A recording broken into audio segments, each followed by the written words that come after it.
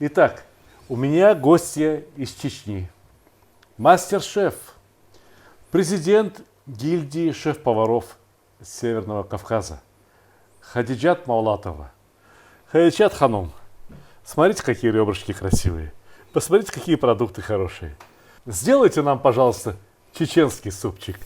Давайте я вам сделаю суп из баранины с рулетиками из творога. Отлично. Очень хорошая идея. Смотрите, наслаждайтесь мастерством. А начнем мы с приготовления теста. Так как тесто должно отдохнуть, начнем мы именно с теста. Для теста нам понадобится 1 яйцо,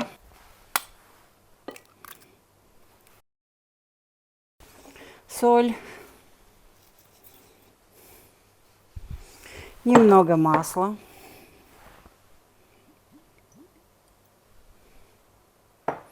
и вода.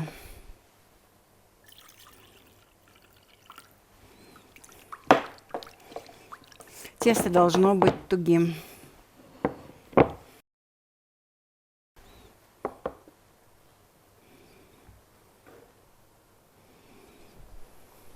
Хадиджат Ханум, я тоже предпочитаю готовить на глаз, но многие люди говорят, сколько грамм, вот сколько воды, сколько муки. Можете назвать хотя бы примерно? Конечно, 1 яйцо, где-то 200 грамм воды и граммов 300-350 муки. Все очень просто. На самом деле мука бывает разная, яйца бывают разного размера, погода бывает разная, влажность бывает разная. Поэтому лучше всего посмотрите глазами, каким должно быть тесто, каким оно должно получиться у вас. Уже руки сами чувствуют. Перекладываем на нашу доску и будем собирать. Тесто такое же. Можно и заварное тесто сделать. Такое же, как мы готовим на пельмени. Если говорить по-чеченски, такое же, как мы готовим на галушке. Хадиджат говорит, как мы готовим на галушке. И любой чеченской женщине сразу понятно, каким должно быть тесто. Ну а кто никогда не смотрел, как готовят чеченские галушки, у вас сейчас прекрасный способ научиться готовить, по крайней мере, тесто на чеченские галушки. Вот оно каким должно быть. И руки у Хадиджат сейчас работают получше любой машины тестомеса. Очень красиво работает. Спасибо вам. Знаете, конечно, предпочитают люди, чтобы им рассказали, объяснили, но вот иногда лучше всего просто посмотреть. Посмотреть и увидеть своими глазами. И потом попытаться повторить точно так же. Вот не надо говорить, что у меня не получится. Те, кто говорят, у меня не получится, у них и не получится. А те, кто берут, начинают, делают, сравнивают свои результаты с тем, что увидели на экране, рано или поздно у них получится так же и не хуже, а может быть даже и лучше. На самом деле, Хадиджат, ну что такое самое большое счастье учителя? Когда у ученика хорошо получается, лучше, чем у учителя даже. Вот это и есть хороший учитель, понимаете? А не так, что когда учитель сам умеет готовить, у учеников не получается, и учитель среди них ходит как петух, перья распустил. Нет, я могу сказать, что весь мой канал в Ютубе, он вовсе не про то, какой я крутой повар. Я и не повар вовсе. Но он про то, как можно научиться готовить дома очень хорошо. Не хуже, чем в ресторанах. Хотя из-за этого многие повара на меня обижаются, Хадиджат. Говорят, почему ты вот нас принижаешь, говоришь, что лучше, чем в ресторане, лучше, чем у нас никогда не получится. А вы что подумаете? Что вы думаете про это? Я всегда говорю, что дома, и что бы ни готовили, дома всегда получается вкуснее. Потому что, наверное, это любовь к своим детям, семье. Когда готовишь для своих родных дома, это все равно по-особенному получается. Но могу сказать, что у Хадиджат в ресторане в Грозном. Кстати, адрес напомните, пожалуйста. Эсэмбаева, 11. Эсэмбаева, 11. Прямо в центре Грозного. возле главной площади города Грозного. Вот там и находится ресторан Хадиджат, который называется Гриль-хаус Грозный. Гриль-хаус Грозный. Приезжайте, а те, кто живут в Чечне, обязательно навестите этот ресторан и убедитесь, что у Хадиджат получается в ресторане, может быть, еще и вкуснее, чем дома. Во всяком случае, мне очень нравится. Огонь, сковородка, курица. Очень тепло, уютно, очень мило, так по-домашнему. Но иногда чего-то не хватает. Например, нам не хватает спонсоров. Это соус курицы можно добавить и потом. А о рекламе лучше позаботиться заранее. Приходите, убедитесь, мы умеем снимать вкусную рекламу. Вот тесто мы поставили в пакет, чтобы оно отдохнуло. И пока тесто отдыхается, мы будем готовить зажарку для нашего супа. Прекрасно, Начнем с начинаем. зажарки. Режем лук мелким кубиком.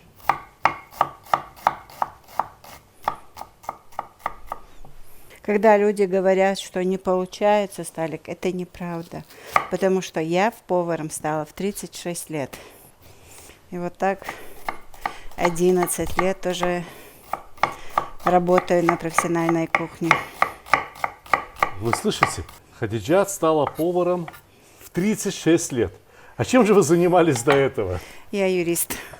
То есть вот человек работал юристом и вдруг пошел в повара на довольно тяжелую и не самую высокооплачиваемую работу. А что случилось, Хадиджат? Дело в том, что я работала в нотариальной конторе Карачаево-Черкесии. Мы в военное время туда переехали. Когда мы вернулись, в послевоенное время, город еще не восстановлен, нотариальные конторы в ларьках маленьких, в киосках таких работали тогда. Думаю, что не буду в киоске работать. И сидела дома. Вдруг попалась в руку газета объявление, где первое попавшееся объявление требуется повар. Думаю, дай-ка я попробую. Пошла. На собеседование соврала, что работала. А готовить-то умела? Умела, любила с детства. Ну и меня сразу взяли. Через месяц стала шеф-поваром. Надо За же. месяц. То есть вот молодая женщина, девушка, можно сказать, да? Ну, готовила то что-то там дома, научилась готовить от бабушки, от мамы. Семья была достаточно обеспеченной, и там всегда готовили, правильно я понимаю? Да. Всегда что-то каждый день готовили. И Хадиджат, ну как положено, чеченской девушке, разумеется, научилась в первую очередь готовить вкусную еду.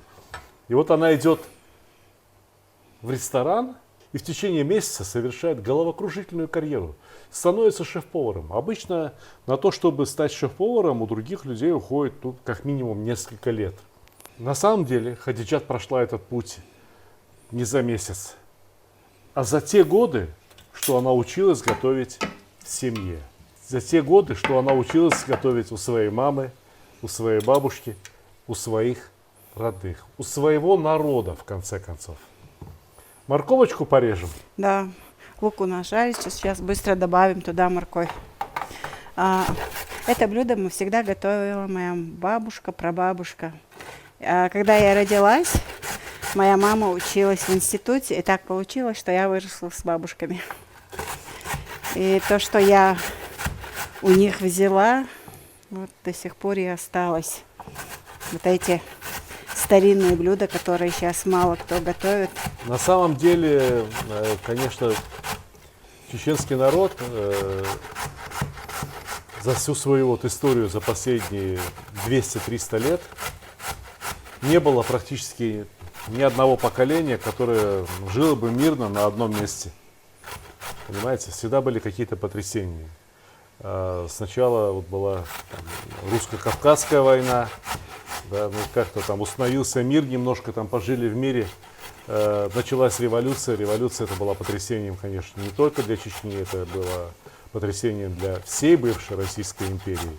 и для чеченского народа, конечно, тоже. После революции немного пожили, началась Великая Отечественная война. Да. И Великую Отечественную войну, конечно, тоже пережили и потрясения, и испытания. Высылки, да.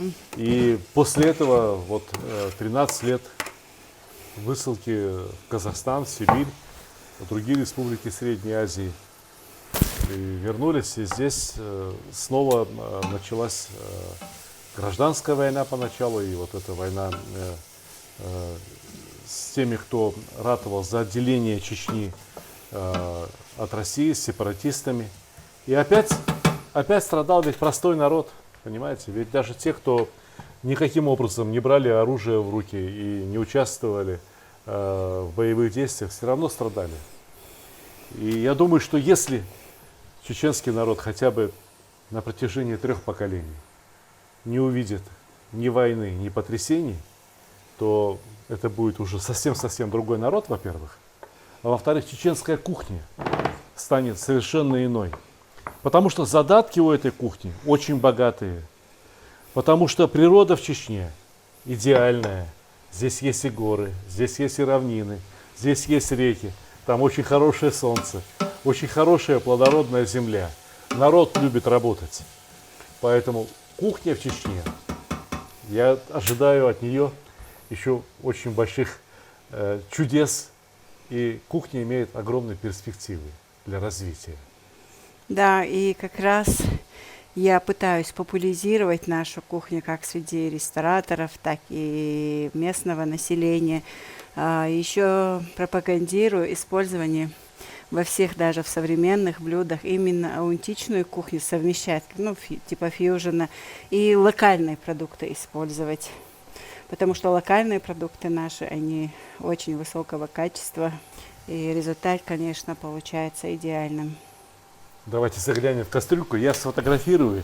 Ведь мы сейчас не просто снимаем кулинарный ролик, мы сейчас работаем над кулинарной книгой, над книгой о чеченской кухне.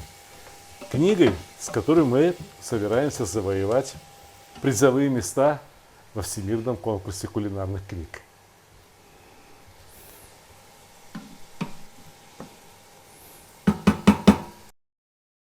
Хадиджат, а вот я вижу какой-то довольно странный прием. Вот вы опустили лук, пожарили, припустили и пожарили уже вот морковку. Да? А мясо-то у нас все еще на столе. Почему? Потому что если мы сначала в сковородке обжарим мясо, это получится обжаренное мясо в супе, а не вареное мясо.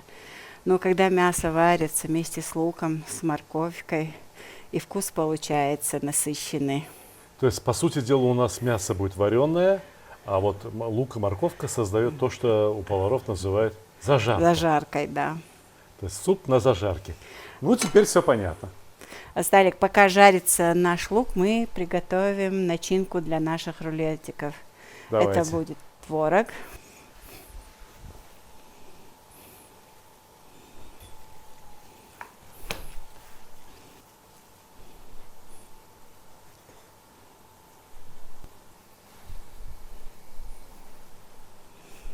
Такое необычное сочетание творога и чеснока. Мы в творог будем добавлять чеснок. Мы натираем чеснок на мелкой терке. А может быть, можно было бы через чеснокодавилку пропустить? Можно и кому как удобно. Чеснок у нас в Чечне очень любят. Он идет почти во всех блюдах. И соус с чесноком, все супы с чесноком. И у нас на завтрак утром едят творог со сметаной и со свежим чесноком. Это завтрак горцев. И с домашней лепешкой. Сталик, вот всегда говорят, если хочешь, чтобы мясо было вкусным, мясо закидывать в горячую воду. А если чтобы бульон вкусным, то холодную воду. А как вы относитесь ко всему этому? Это верно лишь отчасти.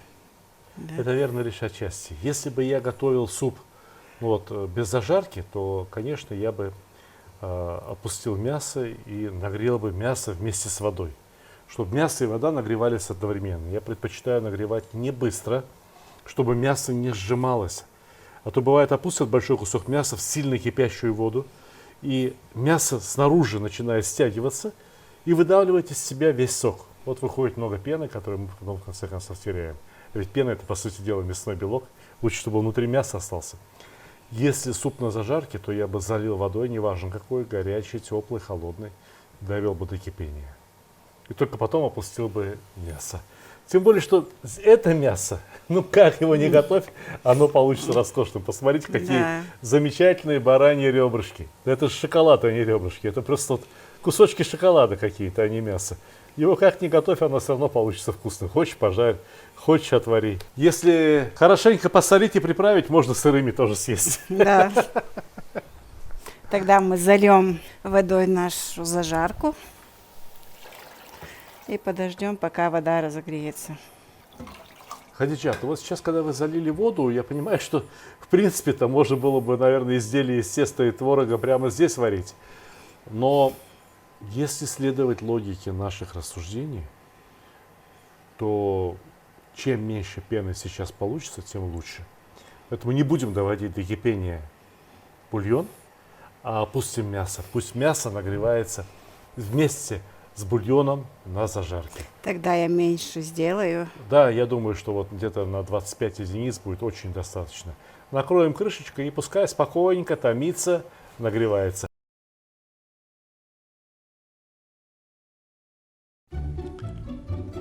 Самый лучший подарок – тот, который приносит радость и удовольствие. Особенно если речь идет о мужских удовольствиях.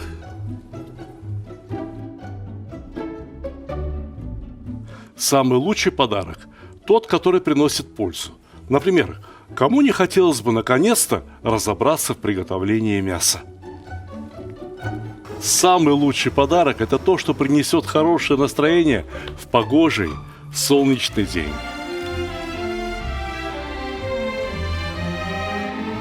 Самый лучший подарок – тот, что способен научить чему-то полезному и вкусному. Ведь казан на кухне, как рояль в оркестре. Самый лучший подарок – это расширение кругозора. А вы думали, что плов – это блюдо с единственно верным рецептом? А не пора ли покорить все вершины великого блюда? Самый лучший подарок – тот, что может сделать человека счастливым.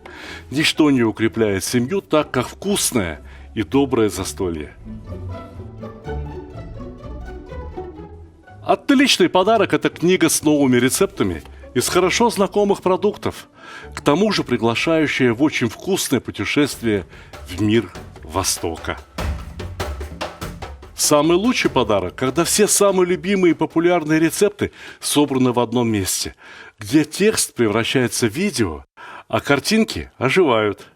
Полюбуйтесь, какой красавчик.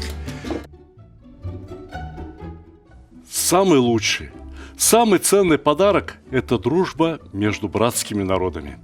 Теперь вы совершенно точно можете сказать, что с татарами вы уже давно пуд соли съели. Моя самая новая и самая любимая книга рассказывает о земле и раскрывает всю душу татар. Эти книги теперь можно купить любым удобным для вас способом. С автографом в моем личном интернет-магазине, либо с быстрой доставкой через Озон, либо с большими скидками и кэшбэком в мегамаркете. Ссылки в описании к ролику, а также в верхнем комментарии. А тем временем мы займемся, как это назвать, галушки, не галушки, что это у нас У нас будет? рулетики будут. Рулетики? Да. Вот оно как. Рулетики с творогом будет с делать чесноком. Хадиджат. Пока будет мясо томиться вместе с этим супом зажаркой. И еще знаете что, Хадиджат? Я бы прямо сейчас посолил мясо. Посолим, конечно. Пусть оно просолится, пусть вкусным будет, а? Конечно.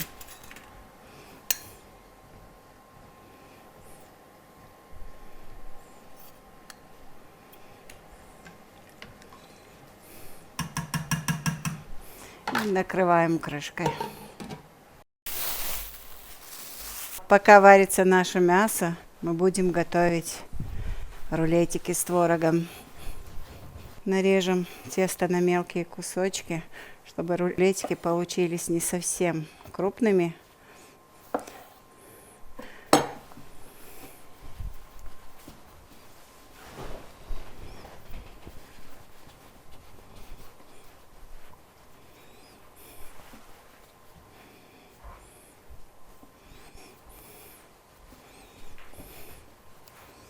Я очень часто делаю на работе, когда для персонала что-то нужно готовить, именно старинные блюда.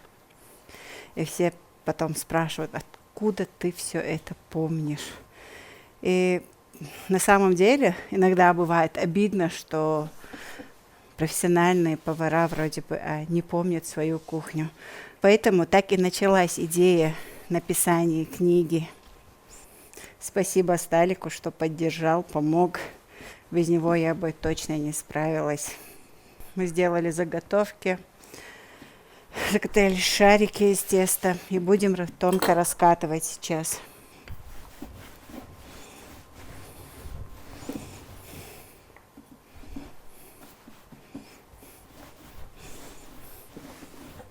У этого блюда очень необычное сочетание, но вкус на самом деле очень вкусно. Сочетание творога с чесноком и баранины. Хадичат, насколько тесто должно быть тонкое? Как для манты, как для пельменей, как? Нет, оно должно быть чуть толще, чем на манты пельмени, потому что суп, они же лежат в супе, они могут потом разойтись, растает, вылезти творог.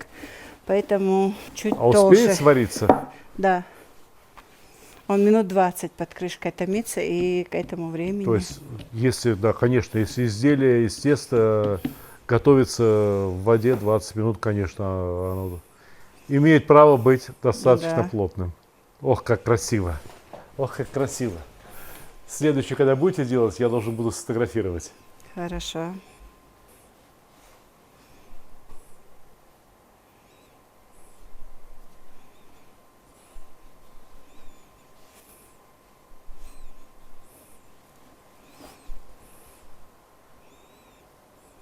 А края залепили, то есть свернули, Да-да.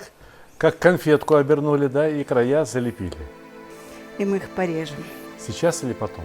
Потом все сделаем и порежем, когда будем закидывать.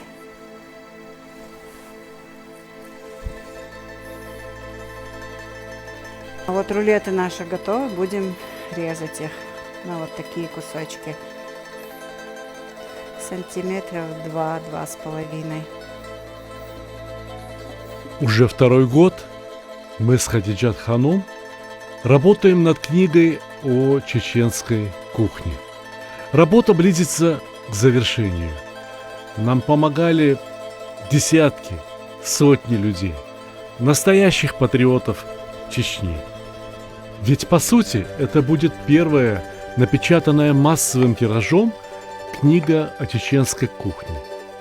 Первая, но я уверен, что не последняя. За эти годы я подружился со многими чеченцами, многократно ездил в Чечню, увидел, какой это прекрасный край и какой это великий, я не побоюсь этого слова, великий народ. Конечно, этот народ заслуживает самой лучшей кухни. Кухня будет развиваться за счет труда таких людей, как Хадиджат Мавлатова, как многие другие энтузиасты чеченской, кавказской кухни, как многие люди, которые и вовсе не имеют никакого отношения к кулинарии, ну разве что кушают 3 раза в день. Но тем не менее, когда они узнавали о цели нашей работы, подключались и помогали всем, чем могли. Многие считают, что чеченская кухня слишком примитивная, что там немного блюд. На самом деле, еще и не все собранные нами рецепты поместились в книгу. На самом деле, когда вы приезжаете в Чечню, каждый чеченец постарается угостить вас самым лучшим, что он умеет. Поэтому всюду, куда вы не поедете, вас будут угощать жижигалнаш. Это галушки с чесночным соусом и отварным мясом. Поэтому всюду вас будут угощать лепешками чепалш, хингалш. Поэтому всюду вам будут одинаково рады, если увидят, что вы приехали с открытыми, честными, дружественными намерениями. Но надо иметь в виду, что приобретая друга чеченца, ты приобретаешь его на всю жизнь. Чеченский народ очень требовательный прежде всего по отношению к самим себе. Но того же ждут и от друзей. Будьте открытыми, будьте честными, будьте дружелюбными, и у вас появится очень много друзей в Чечне.